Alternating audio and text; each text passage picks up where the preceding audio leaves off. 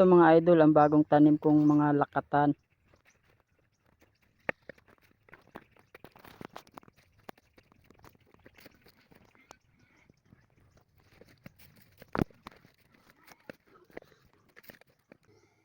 Ayan mga idol, hanggang dun to sa taas.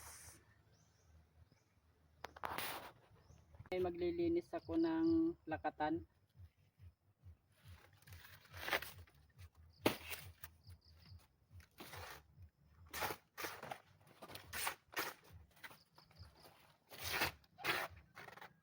Ayan, dahil nga sariwa pa yung kanyang paklang, tatanggalin lang natin itong mga sigatuka.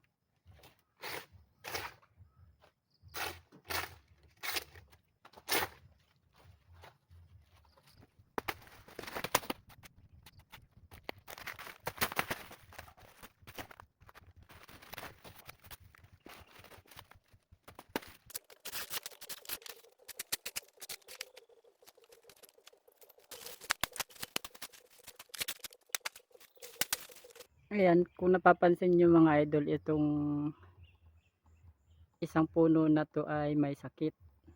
Ayan o, naninilaw ang kanyang mga dahon. Ayun, nag-uumpisa ng masira ang talbos. Ayan, tatanggalin na natin ito.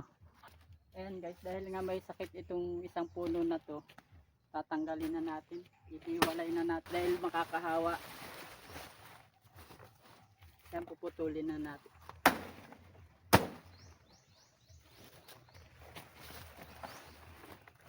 Kailangan nating ilayo sa mga tanim na lakatan.